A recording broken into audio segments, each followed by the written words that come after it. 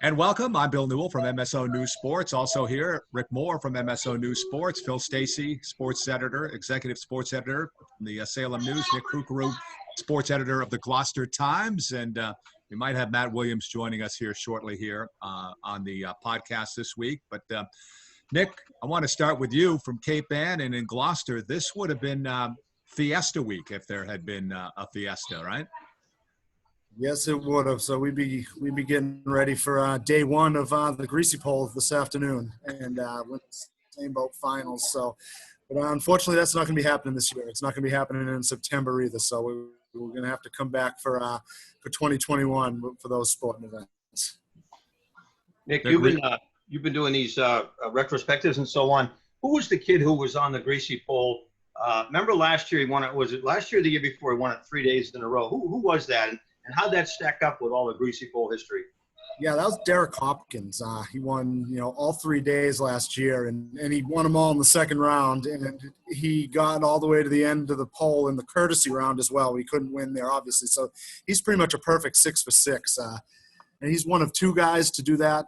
It's only been possible to do for 20 years. So 1999 it happened, and last year it happened. But he's the only one to do it in the second round all 3 days. So that I'd put it up there. I mean, it's 7 in a row from Peter Frontiero. You have 11 total from Salem Benson. And I put, 3 in 3 days from Derek Hopkins in the second round, right after those 2 feats. Nick, have you ever been up there on the Greasy Pole? And I'm not saying it to be funny. I'm literally curious if you've been up there and just what it's like to stand up there, what are you, about 40 feet in the air, I'm guessing? But with all that gunk on the pole and trying to balance yourself and all, I mean, have you done that? I've never done it in an official competition, but when I was a teenager, I've been up there dozens of times. We, go out there with a bucket of Crisco and put it on ourselves and I was never really great at it. I never got hurt, so that was good. But it's pretty it's kind of scary. I'm not going to lie. When you stand up on that pole on the platform, you get kind of a little shaky in the knees. At least I did. Maybe I'm a wimp, but I certainly felt it. And I also did not go to the pre-Greasy Pole party before that, so maybe that kind of fear out of some of these guys when they're up there. Well, would you say that it's more about balance and coordination, or is it more about just putting that fear out of your mind and trying to get out there as fast as you can? I think a little bit of both. So some of the guys tell me the good ones. You kind of have two kinds of, walkers. You got some of the guys that go for speed, and then you got some of the bigger guys, especially the guys with big feet. They don't have to have as much speed. Like Jake Wood, who won 7 times, apparently he had size 15 shoes. So he can just kind of wrap his feet around the pole and punch through it. And then you got some other guys like Derek Hopkins last year. He gets ahead of speed going, and he whips to the end of it. Nick, tell the guys what they put on the Greasy Pole in addition to the grease. Yeah, well, it depends on the year. I know there's been some years where they put banana peels on the bottom of the grease to make it a little more difficult. You have your standard grease. I've heard stories of a bunch of things. They had donuts out there last year. Donuts, yep. Always, something interesting.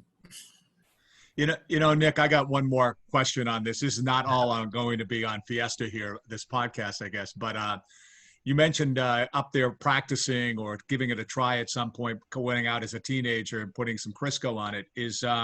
Are there regulations as to how much you can train? Are there training seasons? Is there like a 2-week window of training before Fiesta? Or what are the rules for training for the Greasy Pole? Technically, you're not allowed to, at least up on the actual Greasy Pole. There's been some points of contention from that over the years. There was a big fight on Pavilion Beach after a thunderstorm canceled it, and a bunch of guys went out there anyways, and it did not go over well. But I know some guys have them in their backyards. But technically, you're not even supposed to be up there. When we were teenagers and up there, the Coast Guard will come by and kick you off, and you have to leave. So you're not technically even supposed to be at all. All right. And I don't think you have to worry about prosecution for yourself, Nick, after that. It seems like quite a while ago here. Right? Exactly. Yeah. What, right. I was going to say, secondary, I suppose, in terms of fan interest, but certainly as athletic as the Greasy Pole, those Senboat races, Nick. I mean, from what I read in your pages after those are held, those seem like really rigorous and well fought races. Yeah, they are. Those I actually have done a couple times. I only done them a couple times for a reason. I wasn't very good, but yeah, those are grueling. I mean, it's basically a sprint for a full mile. You can't really let up. If you do, you're going to lose, and you're going to lose by a lot. Those are big, heavy boats that don't move very fast, and you need to really put everything you have into it. So that's a combination of elbow grease, certainly, but also finding a rhythm with the crewmates, if that's the right term, in your boat with you. Exactly. Yeah. It's kind of, lately it's been those crews that have kind of had a combination of older experience and that younger, strength and energy that have been winning out. And you can train during that for the in the off season. Yeah, that you can train for. Yeah. I don't think you can get into those boats before a week or so before, but you can keep yourself in shape, hit the rowing machine or something like that. And who are the boats, I was going to say, who have been traditionally excelled in these races? Yeah, so I'm actually counting down the top 10 all time next week. But the 80s was kind of the glory days there. You had two crews win 3 in a row and one win 4 in a row, and only one cruise won 3 in a row since the earliest chaos there. They won 9, 10, and 11, and 13. And they were kind of the aforementioned. They had a lot of, experience. And they had some young guys on there too that just kind of, pushed them to the top. Well, Matt Williams has joined us, and before Matt, you did join us. We did pencil you in to talk a little bit about 7-on-7 football or Navigators starting their season, and so let's go with baseball since it is summer and officially summer now. And Matt, what are you hearing about the Navigators? I know I was able to swing by this week, and they started practicing. So and their season starts on the road July 2nd. Yeah, it'll be fun for them to get out on the road, get up to New Hampshire and then Connecticut, and then finally loop around back to Lynn for, I think it's a week from Tuesday, right? July 7. They're going to try to pack, Frazier Field as best they can. I think first indication was 25%, which is give or take. I mean, at the absolute most, 700-800 people. I mean, I think it holds about 4,000, banged out, and then you cut, for employees and workers and all that kind of stuff. So that's just a rough guess on my part, but exciting. Certainly plenty of room at Frazier to social distance and sit with your family and leave rows in behind. I know everyone on this podcast is social distance from people at the high school games at Frazier. So I think we know it can be done. And, they got a really good team. I mean, I think that's one of the most exciting parts about this, the quality of the players. I mean, last year's MVP, Sean Lawler, is back. I think Bo Dana won the relief pitcher of the year honors, and he's back. Sal Frelick, who, could have been league MVP 2 years ago for them and was scheduled to play on the Cape Cod League and looks like a big bonus draft pick over there at Boston College is back. So, I mean, you put Sal and Lawler in the same lineup, and, I mean, that's a really, really good hitting combination. So I think they're going to win a lot of games. I mean, I was going to throw it on Twitter. Who's going to have a better winning? Who's going to win more games, the Navigators or the Red Sox? They get going, and I think my money's on the Navs in this case. Well, at least their season is they're both scheduled to start. You're right. Yeah, that's and Sal Frelick is one of those swings, Matt, which is they had a release and they kind of described him to Drew. JD Drew, but it's a sweet left-handed swing, and he was there 2 years ago, not this year. But as you mentioned, the team that they have a lot of players from other leagues that did not have seasons this year, so they're free to come back and maybe play with the Navigators in the Futures League. So I guess the question is whether the other teams have also juiced up their rosters a bit, and maybe we shouldn't use juiced these days, anymore, right? But yeah. But I think no, I mean I know Nashua, the Silver Knights. It's always a really good team. They added a few high power guys too, but it's going to be cool. I mean, I'm looking forward to talking to some of the players and seeing how they've been staying in shape. You know, have the pitchers been able to keep their arms? I mean, I know. I've read some stuff, and there are some teams that, you know, they've expanded the rosters. They've got more pitchers involved because they don't want to stress these guys. You know they didn't have a college season. Their arms maybe are recovered, but also not stretched out. So I think, you know, yeah, they're trying to win, but you're going to see a lot of bullpen games. It's going to look like the Major League All-Star game. You know, I don't think anybody's going to be going out there for 100 pitches or 7 innings. So you're going to get to see a lot of guys, which is pretty cool too. But I'll be curious to see, you know, how guys have stayed in shape, how they've kept their swings. You know, a lot of these guys are baseball lifers, and we talk a lot in the youth sports realm about, you know, overuse injuries and, you know, specialization. So for a lot of these guys, you know, if they don't have a home batting cage, this is probably the longest they've gone without swinging a bat since they were 7 or 8 years old. So, you know, getting back on the swing of things is going to be very interesting. A lot of local guys in the roster too, Willie. I mean, I know they got the kid from Saugus there, that great pitcher, Tringali. Dylan January is one of the 2 catchers they have, where they have Gavin Sullivan and who's the other pitcher there? Luke Marshall, right, from Swampscott? Yeah, and Nick Reiser, the linebacker, is on the roster too. I think they have kid from Lynn too, right? Turen, is it? Ryan Tureni? I think that's right. Yeah. And, you know, I imagine that this happens a lot in the Futures League, and I imagine there could be some mid-season signings. You know, a lot of times in the Futures League, you'll see guys sign. You know, ordinarily when they start in June, you'll see guys sign it as injury replacements in July or August, or, you know, different colleges might have an innings limit, right? So a kid hits his innings limit and they replace them. So there could be more local guys on the way. I mean, I know, you know, Joe Gill, the GM, you know, has a lot of local ties. He's an umpire. He knows all the local guys. And, of course, the new owners led by the Januaries. I mean, they know all the local guys between Swampscott and the Expos and the North Shore League. I mean, you name it. You know, if you've swung a bat or thrown a pitch around here, they've probably seen you one time or another. So really nice to have the local connection, you know, guys that know all the hometown guys. I saw too, they had that kid who was the great ball player from Andover, the football receiver too, Cedric Gillette. Yeah, oh, tremendous. 2-time MVP of the Jimmy Janulis tournament. That's a fun fact for you. Yeah, where's he now, at Merrimack?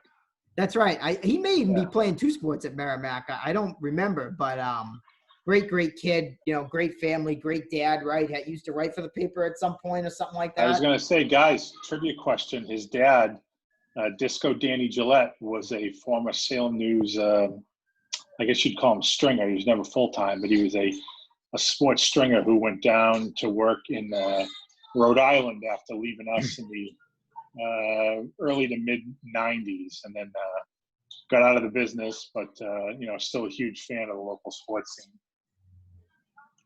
His son absolutely shredded St. John's Prep in a playoff game, a semifinal game, over at the Prep. This was before they had finished the field, so they played a playoff game on that strange field that was basically the outfield of the baseball field. Yeah.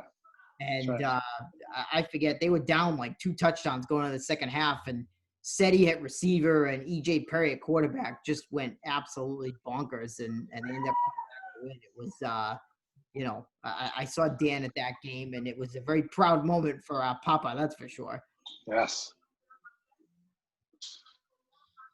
The 7-on-7 football. We'll get to football here in a moment here, but Matt, that was your story, right, on the 7-on-7 football in the Salem News? I wrote it up. I mean, you know, they set out the information. Yeah, I mean, they're going ahead, planning July 25, so that's going to give them time to adjust to, you know, whatever new, you know, restrictions there might be. They may reduce the field. I mean, currently they're going with 40 teams, but if they need to reduce that, they'll reduce that, and hey, it'll give the kids something to do. They're going to have everybody masked and everything. And I think it'll be okay. I mean, hey, Tom Brady hasn't gotten sick yet and he's doing it. So, why can't Dembo?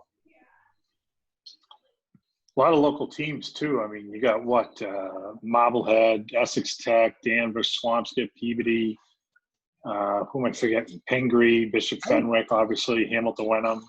I think it's pretty much everybody except for St. John's and Masco. And, St. John's is probably just doing their own thing. And, Masco's kind of running the ball a lot. But I think I saw just about everybody else on the list. So, Beverly over there? I'm not sure about that. I saw them. Anyway, you're right. A lot of our teams over there. Yeah, should be cool. I mean, hopefully they won't have to reduce, and we'll have because there's only 2 regionals this year. There's usually 3. Certainly a lot of teams making the trip out to Bishop Fenwick for that one. They ordinarily wouldn't come up this way. We'll go to one closer to home, so that's interesting too. But we'll see as it gets closer. But a month from now, they're planning on trying to play. Let me ask you this, Willie, the 7-on-7 football, the news that comes out of the summer 7-on-7 football, how does that kind of influence, if you will, the results of the fall football season that then follows it? But, is the team that does well in 7-on-7 reportedly continue on to do well in the fall, or is the connection less cohesive there? Yeah, it's definitely less cohesive. I mean, 50-50 at best, right? I mean, I think, Nick Kukru can tell you about a lot of, Lynn English teams that have done great at 7-on-7, and then they go up against real good Gloucester teams that do real football, and they get have a little bit different story, right? But, we know that St. John's Prep, when they won their Super Bowl in 2012, they won the 7-on-7 that year too. So, sometimes it's good, sometimes it's not good, but I think it's more for fun and bragging rights and to cohesion and stuff like that in the summer. I don't think it's necessarily any great indication of who may or may not do really well when the pads go on. It's a totally different game. I think the biggest news we got out of last year is that we found out Samuel Fury was playing for Lynn English. And we're like, wait a minute. Right. He was with Salem the last 2 years. What's going on here? And, yeah. Oh, hey, I transferred, or I switched addresses. So now I'm at Lynn English. Yeah, right. Yeah. That's like the old, we used to get that sometimes in Ben Keenan summer basketball too. It's, you're with the Prep now, it's like, we didn't right. know, or Bishop Fenwick or whatever. Yeah, that sometimes is the biggest news. I have vivid memories of playing Saugus in that tournament back when it was at Masco, and they had a quarterback who ended up playing for St. John's Prep, and he absolutely torched us. And all their players are turning around, showing us the back of their jersey, saying, "Yeah, remember this number in November or October." And then we beat them by like 45. Running time in the second half.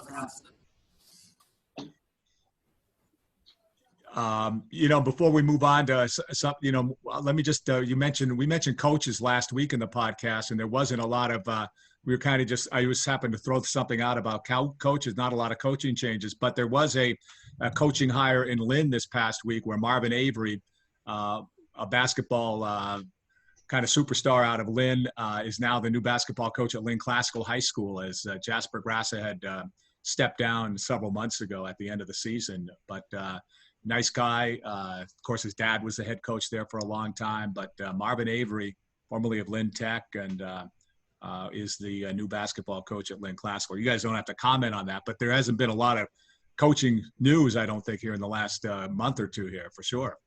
No, I mean, the Grassa name over at Classical had been there for 35 years, maybe 40 years? You know something, it's been there because, let me see, 70, let's go back to the 70s. Let's just round it to 80. So what's that, 50 years ago? No, 40 years ago. Excuse me. 40 years ago, yeah. Rick, the math teacher, will. So let's go well over 40 years, because Tom Grassa was an assistant coach for Lou Falcoff back in those great Lynn Classical teams with the Thurmans and McGee's and Poncho Bingham and all those guys. He was on, some people will say he was the actual coach back then, but, I'm not saying that. But but he was there, and so he's been there. There's been a grassa on the sidelines for on basketball courtside for 40, 42, 40. Probably that's what I know about. So it's probably 45 years at least. Yeah, I mean, when I was a much younger man and doing as much basketball as hockey at that time, if you can believe it, when I first started, I went to quite a few games over at Classical, during the heyday of Salem High basketball. And, got to know Tommy a little bit. Of course, he was an established coach. I was a young guy then, but you knew that he was terrific. And I can also remember Jasper because he played around the same time one of my brothers did. And I remember him being a scrappy kid who had a lot of talent, could jump out of the building and all. So that is quite the legacy they left over there. But having said that, Marvin's had a ton of success over at Lynn Tech himself and seems to be a terrific hire for the Rams as they look to keep their great basketball tradition going. I would think he'll have no problem picking right up from where the grasses did and keeping that going. Well, can I just mention one thing here? Sure. I know you guys talked about Aganis and all of those stuff before. I just wonder, with so many sporting events canceled, like the Shriners game and so on, are there other events, Phil or Matt or Nick, where ordinarily would be fundraisers at the gate, but the scholarship programs are still in effect, whether it's golf or football or whatever, if you know what I'm trying to say here, because Shriners didn't play, but they're still trying to raise money, of course, for scholarships and stuff. Yeah, I mean, I know they're still giving out Aganis scholarships, which is a big thing, and it's terrific that they're able to do that.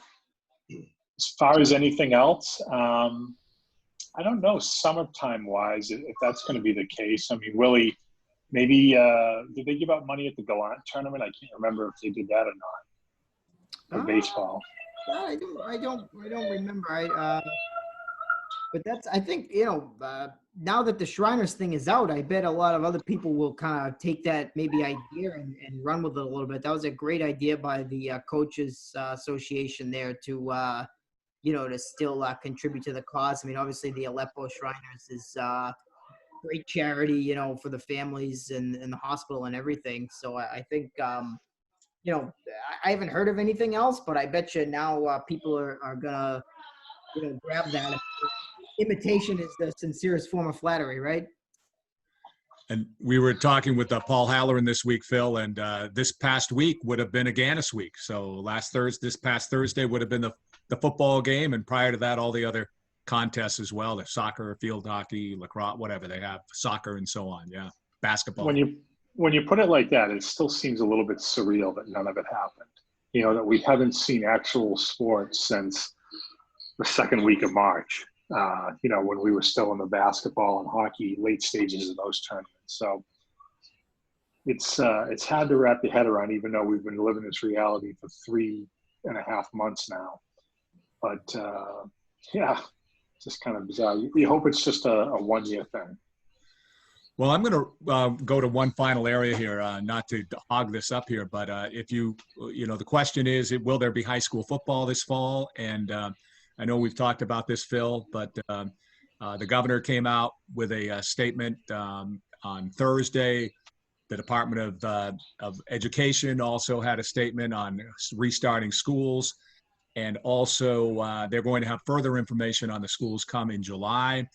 But, I'm wondering how it looks. I'm not sure that it looks that great right now for high school football. You got Mystic Valley postponing their football season. And then Bowdoin. And they let go of their coach for being outspoken about it too.